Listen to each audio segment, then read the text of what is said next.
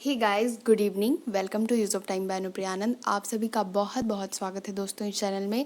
अगर आप अपनी परीक्षा की तैयारी, किसी भी कॉम्पिटिटिव एग्जाम्स की तैयारी कर रहे हो तो इस चैनल को अभी इसी वक्त सब्सक्राइब जरूर कर लीजिएगा, क्योंकि इसमें जो क्वेश्चंस होते हैं सारे टॉप सिलेक्टेड क्वेश्चंस होते हैं। अगर आपको अपनी तैयारी वाकई में ज़ोरदार करनी है तो अभी इसी वक्त सब्सक्राइब कीजिए। और बता दे रही हूँ, डेली करेंट अफेयर 6 AM में मिलेगा आपको। डेली शाम 8 बजे जनरल अवेयरनेस की क्लास मिल जाएगी आपको। सारे टॉप सिलेक्टेड क्वेश्चंस होंगे। समय को व्यर्थ ना करते हुए क्वेश्चंस की ओर चलिए। क्वेश्चन नंबर 1 ध्यान से देखते हैं। पृथ्वी सूर्य से अपनी अधिकतम दूरी पर होती है कब?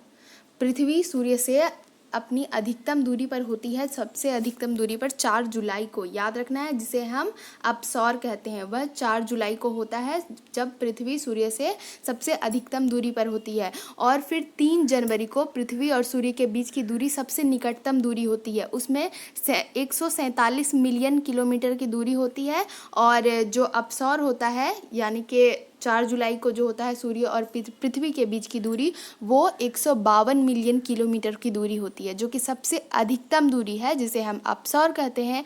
और 3 जनवरी को जो सबसे निकटतम दूरी होती है, जो कि 147 मिलियन किलोमीटर की होती है, उसे हम उपसौर कहते हैं। याद रखना है। अगले प्रश्न को देखिए, सवाल नंबर 2। तराइन की दूसरी लड़ाई में पृथ्वीराज चौहान पराजित किया गया था किसके द्वारा? तराइन की दूसरी लड़ाई में तो पृथ्वीराज चौहान पराजित किया गया था मोहम्मद गौरी के द्वारा। ऑप्शन नंबर 2 आपका सही है, याद रखना है। और दूसरी लड़ाई कब हुई थी? 1192 में हुई थी, और पहली लड़ाई 1191 में हुई थी। याद रखना है। अगले प्रश्न को देखिए, सवाल नंबर 3। छोटी माता चिकन पॉक्स पैदा की जाती है किसके द्वारा? तो दोस्तों इसका सही आंसर होगा ऑप्शन नंबर 2, यानी कि वेरियोला विषाणु द्वारा छोटी माता पैदा की जाती है। याद रखना है, कौन सा विषाणु? वेरियोला विषाणु। अगले प्रश्न को देखिए, सवाल नंबर 4। हरित ग्रंथियां किससे संबंधित है? हरित ग्रंथियां संबंधित है किससे? उत्सर्जन से। ऑप्शन नंबर 2 आपका सही आंसर है, याद रखना है। अगले प्रश्न को देखिए, सवाल नंबर 5।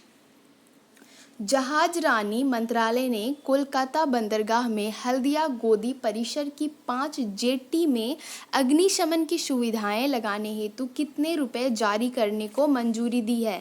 तो इसका सही आंसर होगा दोस्तों ऑप्शन नंबर 2, यानी कि 107 करोड़ रुपए की मंजूरी दे दी है। याद रखना है। सवाल ध्यान से सुन लीजिए। जहाजरानी मंत्रालय ने कोलकाता बंदरगाह में हल्दिया गोदी परिसर की 5 जेट्टी में अग्निशमन की सुविधा लगाने हेतु कितने रुपए जारी करने की मंजूरी दी है? तो 107 करोड़ रुपए। याद रखना है। अगले प्रश्न को देखिए, सवाल नंबर 6।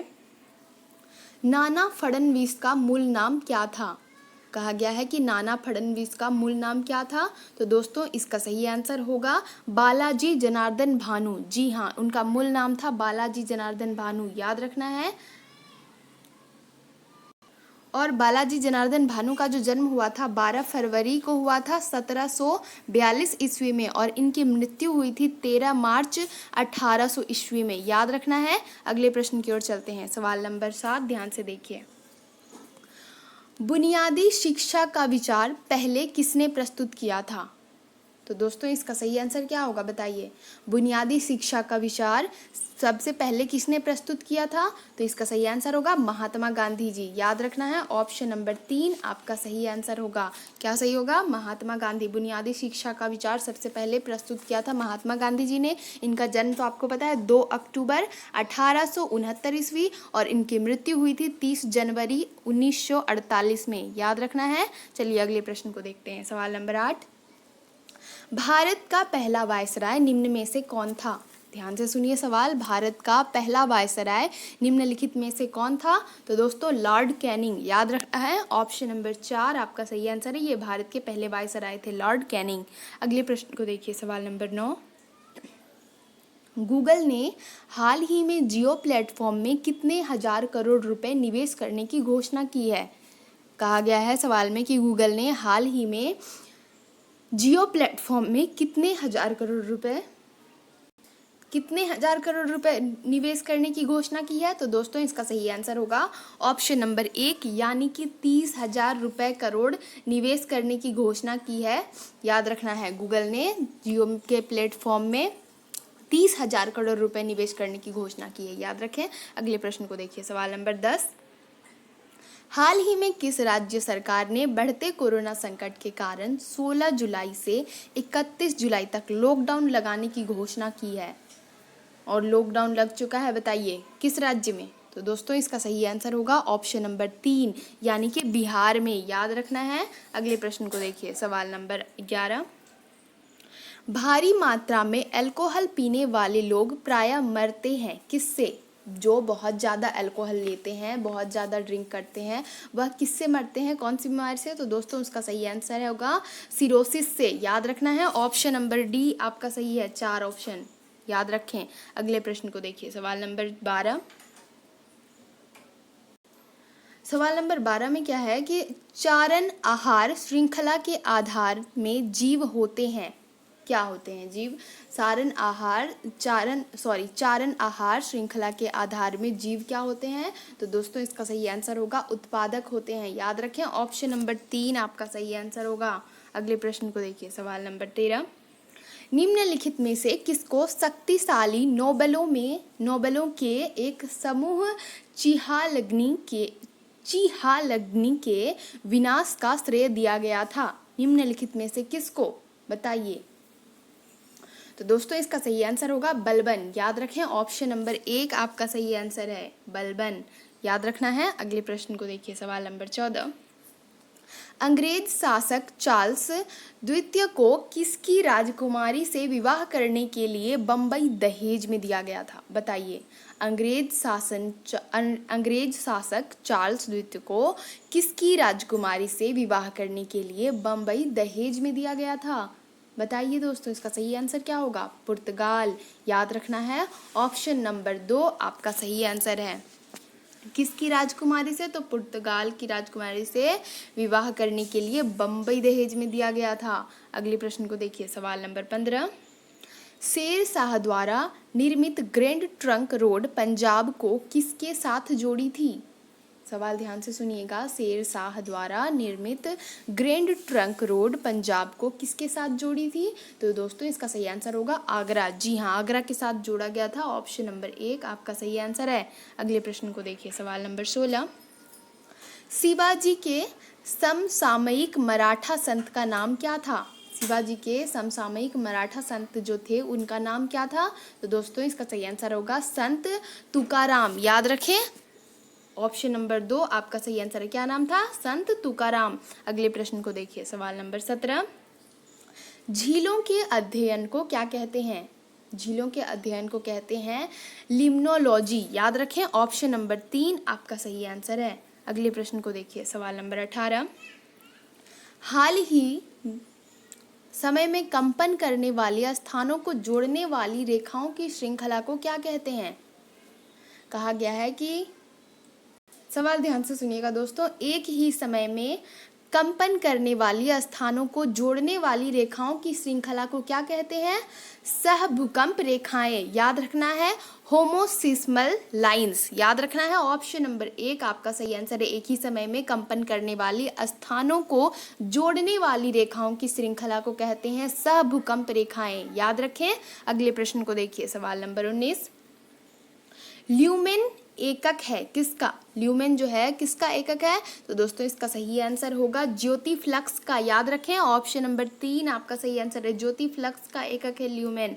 याद रखना है। अगले प्रश्न को देखिए, सवाल नंबर 20। कंप्यूटर के डाटा का सीपीयू से परिधि यंत्रों को अंतरण किसके माध्यम से प्राप्त किया जाता है? कंप्यूटर के डाटा का सीपीयू से परिधि यंत्रों को अंतरण किसके द्वारा प्राप्त किया जाता है? तो इसका सही आंसर होगा ऑप्शन नंबर 1 यानी कि इंटरफेस द्वारा। ऑप्शन नंबर 1 आपका सही आंसर है। याद रखना है। अगले प्रश्न को देखिए, सवाल नंबर 21, क्वेश्चन नंबर 21। ध्यान से देखिए। लोकल एरिया नेटवर्क में निम्नलिखित में से किस मद का प्रयोग नहीं किया जाता है? लोकल एरिया नेटवर्क में इसका सही आंसर होगा कंप्यूटर। याद रखें। ऑप्शन नंबर 3 आपका सही आंसर है। कहा गया है कि लोकल एरिया नेटवर्क्स में निम्नलिखित में से किस मद का प्रयोग नहीं किया जाता? तो कंप्यूटर का। याद रखें। अगले प्रश्न को देखिए, सवाल नंबर 22। 10 मोल जल का द्रव्यमान है। सवाल ध्यान से सुनिए, क्वेश्चन में रिपीट कर रही हूँ। 10 मोल जल का द्रव्यमान है 180 जी, याद रखना है। ऑप्शन नंबर 4 आपका सही आंसर है। अगले प्रश्न को देखिए, सवाल नंबर 23। विटामिन ए प्रचुर होता है किसमें? विटामिन ए जो है प्रचुर होता है निम्नलिखित में से किसमें, बताइए। दोस्तों इसका सही आंसर होगा ऑप्शन नंबर 1, गाजर में विटामिन ए प्रचुर मात्रा में होती है। ऑप्शन नंबर ए याद रखना है, गाजर। अब ज़्यादा से गाजर खाया कीजिए। अगले प्रश्न को देखिए, सवाल नंबर 24। हाइड्रोजन सल्फाइड या हाइड्रोजन क्लोराइड की तुलना में जल का उच्च क्वथनांक किसके कारण है?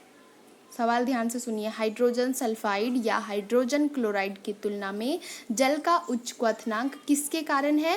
तो दोस्तों इसका सही आंसर होगा हाइड्रोजन आबंध के कारण, याद रखना है। ऑप्शन नंबर 4 आपका सही आंसर है, हाइड्रोजन आबंध, याद रखें। अगले प्रश्न को देखिए, सवाल नंबर 25। किसी तत्व के रासायनिक गुण निम्नलिखित में से कौन तय करता है? किसी तत्व का जो रासायनिक गुण है वो कौन तय करता है? दोस्तों अगर आपने अभी तक चैनल को सब्सक्राइब नहीं किया तो सब्सक्राइब जरूर कर लीजिएगा। वीडियो के नीचे रेड कलर में सब्सक्राइब लिखा हुआ होगा, सब्सक्राइब कर दीजिए। उसके बाद आपको एक घंटा दिखेगा इस टाइप का, उस घंटे को आप प्रेस कर देंगे तो क्या होगा कि मेरे द्वारा डाली गई जो वीडियो होगी उसकी सारी नोटिफिकेशन आप तक सबसे पहले पहुँच जाएगी और आपकी तैयारी जोरदार होती रहेगी। सुबह 6 बजे करेंट अफेयर और शाम 8 बजे जनरल अवेयरनेस के टॉप क्वेश्चन के साथ। तो सब्सक्राइब जरूर कर लीजिएगा और वीडियो को जितना शेयर कर सकते हो उतना शेयर कीजिए। खास करके उन तक ये वीडियो जरूर पहुँचा दीजिए जो किसी भी कॉम्पिटिटिव एग्जाम्स की तैयारी करें, क्योंकि इसमें वाकई में टॉप सिलेक्टेड क्वेश्चन है फ्रेंड। तो वीडियो को शेयर जितना शेयर कर सकते हो उतना शेयर करो अपने दोस्तों के साथ। तो सवाल क्या था कि किसी तत्व के रासायनिक गुण निम्नलिखित में से कौन तय करता है? किसी तत्व का रासायनिक गुण तय करता है इलेक्ट्रॉनों की संख्या, याद रखना है। इसीलिए ऑप्शन नंबर 1 आपका सही आंसर होगा, इलेक्ट्रॉनों की संख्या तय करती है किसी तत्व का रासायनिक गुण। अगले प्रश्न को देखिए, सवाल नंबर 26। भारत का केंद्रीय औषध अनुसंधान संस्थान कहाँ स्थित है? बताइए। भारत का केंद्रीय औषध अनुसंधान संस्थान कहाँ पर स्थित है? तो लखनऊ में। ऑप्शन नंबर 2 आपका सही आंसर है, याद रखें कहाँ पर स्थित है, तो लखनऊ में केंद्रीय औषध अनुसंधान। अगले प्रश्न को देखिए, सवाल नंबर 27। निम्नलिखित में से कौन सा अन्न मनुष्य द्वारा सबसे पहले प्रयोग होने वाले में से था? बताइएगा। निम्नलिखित में से कौन सा अन्न मनुष्य द्वारा सबसे पहले प्रयोग में होने वालों में से था? तो इसका सही आंसर होगा दोस्तों ऑप्शन नंबर 2 यानी कि गेहूं, याद रखना है। ऑप्शन नंबर 2 आपका सही आंसर है। ये सबसे पहला अन्न था जो कि मनुष्य द्वारा सबसे पहले प्रयोग किया गया था। अगले प्रश्न को देखिए, सवाल नंबर 28। इससे पिछली वीडियो को देखना चाहते हो तो आई बटन पे देख सकते हो, ऊपर आई बटन पे इससे पिछली वीडियो को, और बाकी कुछ वीडियोस की लिंक मैंने नीचे डिस्क्रिप्शन में भी डाल रखी है। और आप प्लेलिस्ट में जाके अपनी जो भी क्वेश्चंस जो भी वीडियोस देखनी है करेंट अफेयर या और जनरल अवेयरनेस की वीडियो या फिर मोस्ट इंपॉर्टेंट भी मैंने कुछ वीडियोज़ डाल रखी है, वो भी आप देख सकते हो प्लेलिस्ट में जा करके, वहाँ पर देख सकते हो। और नीचे डिस्क्रिप्शन में आपको मेरे ट्विटर, फेसबुक और टेलीग्राम, इंस्टाग्राम की ये लिंक मिल जाएगी, वहाँ से आप मुझे फॉलो कर सकते हो या फिर टेलीग्राम पे आप मुझे सर्च भी कर सकते हो use of time by Anupriya Anand, और हमारा चैनल ज्वाइन कर सकते हो और अपनी तैयारी जोरदार कर सकते हो। वहाँ पे भी आपको करंट अफेयर और जनरल अवेयरनेस मिल जाएगी। सवाल नंबर देखिए 28। भारत में गेहूं की निम्नलिखित जातियों में से किसकी खेती की जाती है? भारत में किसकी खेती की जाती है निम्नलिखित जातियों में से? तो दोस्तों इसका सही आंसर क्या होगा? डुरुम गेहूं। जी हाँ, भारत में जो खेती की जाती है उस जो गेहूं होती है उस गेहूं का नाम है डुरुम गेहूं, याद रखें। ऑप्शन नंबर 2 आपका सही आंसर है। अगले प्रश्न को देखिए, सवाल नंबर 29, क्वेश्चन नंबर 29। निम्नलिखित में से कौन सा बल क्षयकारी बल है? निम्नलिखित में से कौन सा बल क्षयकारी बल है? तो दोस्तों घर्षण बल क्षयकारी बल है, इसलिए ऑप्शन नंबर 4 आपका सही आंसर होगा, घर्षण बल। अगले प्रश्न को देखिए, सवाल नंबर 30, ये हमारा अंतिम प्रश्न है। वीडियो अच्छा लगता हो तो प्लीज़ लाइक ज़रूर कीजिएगा और कमेंट करके बताइएगा कि वीडियो आपको कितना इन्फॉर्मेटिव लगता है। सवाल देखिए, यदि किसी प्रतिरोध तार को लंबा किया जाए तो उसका प्रतिरोध क्या होता है? घटता है, स्थिर रहता है, बढ़ता है या फिर क्या होता है? बताइए। तो दोस्तों यदि किसी प्रतिरोध तार को लंबा किया जाता है तो उसका जो प्रतिरोध होता है वो बढ़ जाता है, इसलिए ऑप्शन नंबर 3 आपका सही आंसर होगा, याद रखना है। कैसा लगा वीडियो कमेंट करके जरूर बताइएगा friends. Thank you, thanks for watching my video.